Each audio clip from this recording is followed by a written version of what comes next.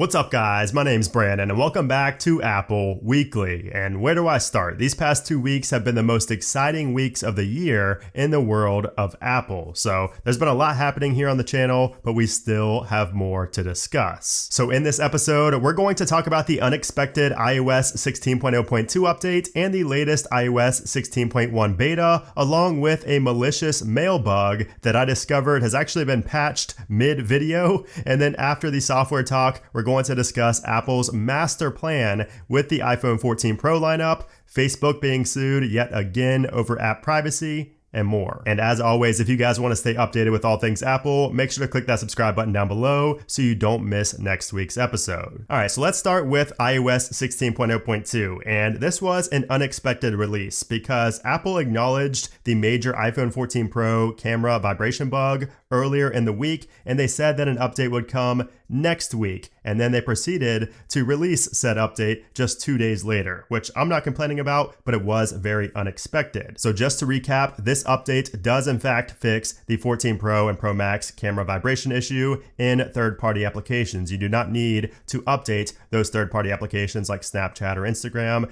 This software update will fix that issue. Now, we did also get a fix for the copy and paste bug, and that was very annoying because we would get the permissions prompt every single time we went to copy and paste from one app to another. So that has been fixed. However, some people got this confused with the third-party applications integration with this, the automatic clipboard detection. So that is a whole nother thing. Apple fixed it, everywhere else, but some third-party applications do have automatic clipboard detection, and you're going to get a prompt like that, but that has nothing to do with the software. That's all to do with that third-party application. So those were the two big bug fixes, and there were also a few other ones here as well that you can learn more about if you watch my 16.0.2 video. Now, as far as any updates on the software after using it for a few days, I've seen a lot of people saying that you're having better battery life on 16.0.2, and your mileage may vary, but for me, so far, it's about the same as 16.0 and 16.0.1 if you have a 14 series. So I would not expect better battery life, although some people are saying it, so you might, but me personally, I am not noticing a difference, and same with performance. I mean, performance feels a little bit better just because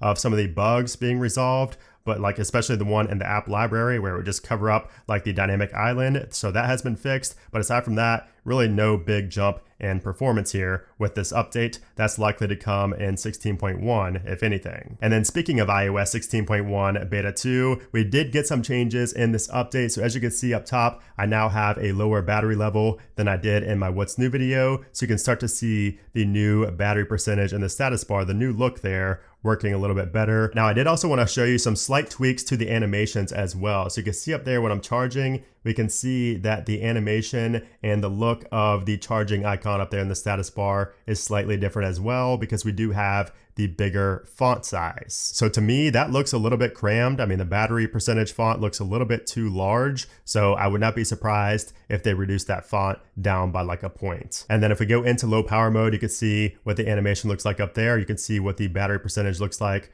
right up there with the yellow and black text. So sometimes it looks a little bit weird. If you're on a black background, sometimes it can be kind of hard to read, but I'm sure Apple will continue tweaking that. And I do like this UI design just much better than just having the text and have the battery icon stay full. And if you're on an iPhone 14 Pro series, you will notice that the app library search bar has been moved down. So it no longer gets overlapped by the dynamic island. So before it was way up there and it was really buggy looking. So that has been fixed as well with this update. Also on the lock screen, when you click on the music right here, the album artwork, you will notice that the clock actually changes colors as well. So in the background, you can see the dominant colors of the album artwork, of course, make up the color around on the lock screen, but now the time also changes. The font there on the clock also changes color. So you can see it was white right here. I tap on this and it turns to a blue shade. And if you're a WhatsApp user, the crashing has been fixed for WhatsApp. I guess a lot of people had issues when you sent a photo message or a video message, it would just crash the application in beta 1, but that has been addressed here in beta 2. So all of your WhatsApp conversations should be smooth now after beta 2. And then also found in the code by 9to5Mac is a reference to a new way to create a group of speakers in the home application. So details are kind of sparse for now,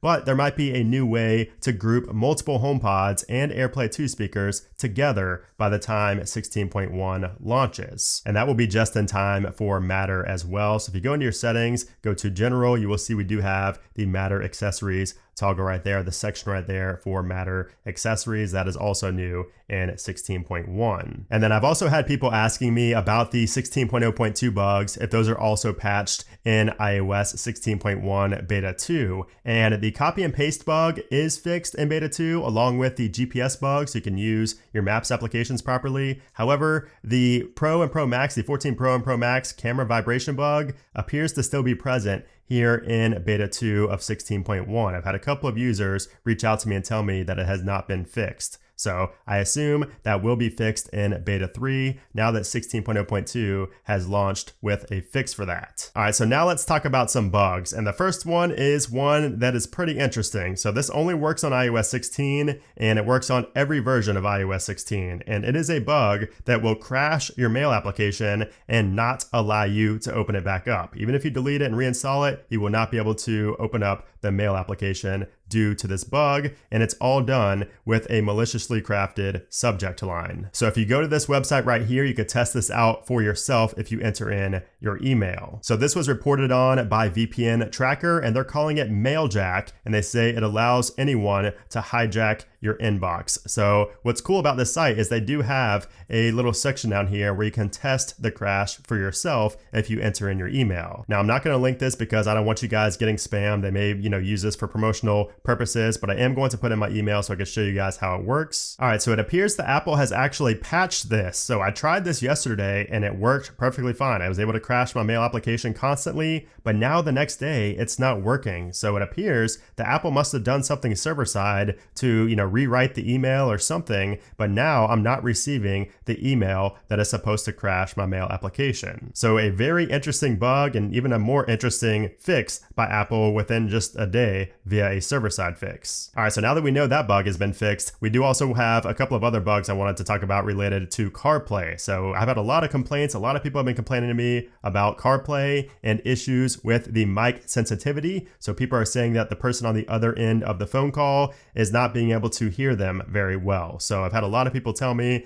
that the mic sensitivity is extremely low in iOS 16 across all versions of iOS 16. Along with that, I am also hearing reports of audio levels being off with music. So we might see some fixes for CarPlay coming very soon. At least I hope so. Now, as far as performance overall, like I mentioned earlier, 16.0.2 did not feel any different to me than 16.0 did. But to my surprise, iOS 16.1 beta 2 here actually feels more stable and more polished than the latest public iOS release, which is 16.0.2. I think that this beta here feels more stable and just more smooth. I don't know how to explain it. And I'm not the only one that feels this way. Multiple people have told me as well that 16.1 feels better than 16 and 16.0.2. So that's a pleasant surprise. Now, don't go out and update to a beta on your main device. That's never a good idea. At least wait till beta 3 if you're gonna do it, which is not advised. Wait till beta 3 at the very earliest. But if you're on your main device, just stick with the public releases if you cannot handle bugs and you're gonna complain about bugs and bad battery life. And speaking of battery life, a lot of people are reporting that battery life is worse on these early 16.1 betas. And for me so far, it doesn't really seem that bad. I mean, it does feel a little bit worse than 16.0 and 16.0.2, but there's really not a major difference. And by the way, I am running the iOS 16.1 beta 2 update on my main device. So I am using that on my device, but that's because I can handle the bugs. I'm doing that to test everything out. But, I think the battery life is a little bit worse than it was on 16.0.2. But as I've said in the past few videos, don't expect, really great battery life until a later iOS 16 build. Usually the battery life doesn't get on par with the previous version like iOS 15 until like the 0.4 or 0.5 updates. So it's going to take a while until your battery life is like right on par with iOS 15. All right, so now let's talk about what to expect next from Apple. So next up is going to be iOS 16.1 beta 3. And that should come out next week, sometime from the 26th through the 28th. So sometime early next week is when I would expect to see 16.1 beta 3 for both developers and public beta testers. Now, as far as the final release for 16.1,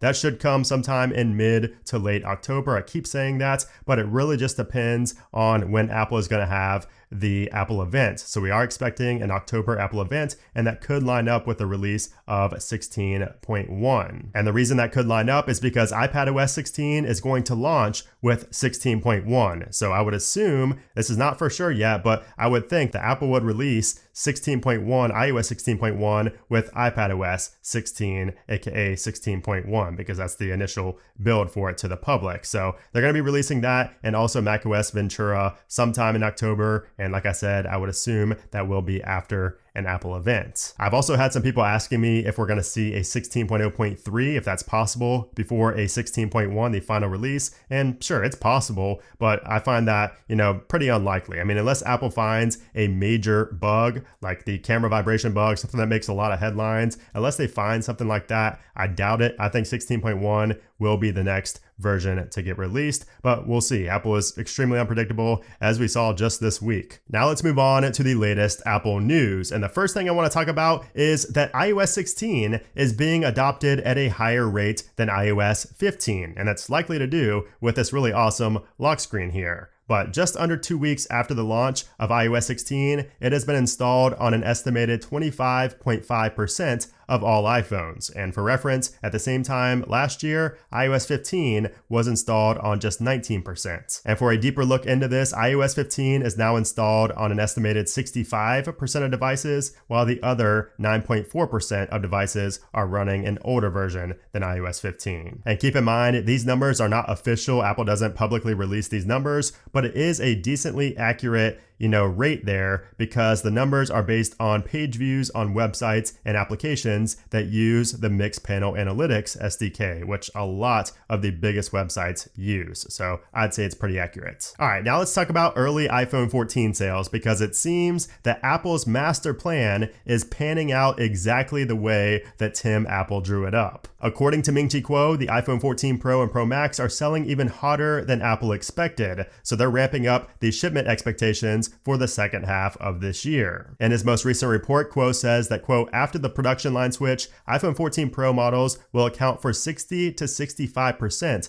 of the total iPhone 14 shipment in the second half of 22, with the 14 Pro Max being the most popular model of the bunch at around 30 to 35% of total iPhone 14 shipments. Now, what's going to be interesting is how the iPhone 14 Plus that's getting released in a couple of weeks does. I have a feeling that some people already forgot about that phone. You're like, what? The 14 Plus? I forgot that was even a thing. So yeah, I think a lot of people forgot it was coming, but it will be interesting to see, how that does in terms of sales, especially compared to the regular 14, which is off to a slow start. I'm also curious to see how it's going to do compared to the mini phones that Apple killed, like the 12 mini and the 13 mini. And that leads me to wonder, is Apple going to kill the Plus model if it underperforms like the mini did? I don't know. Let me know what you guys think down there in the comments. And while we're on this subject, Apple is set to break their own record for the average sales price twice in the coming months. So according to Counterpoint Research, the global average selling price, or ASP,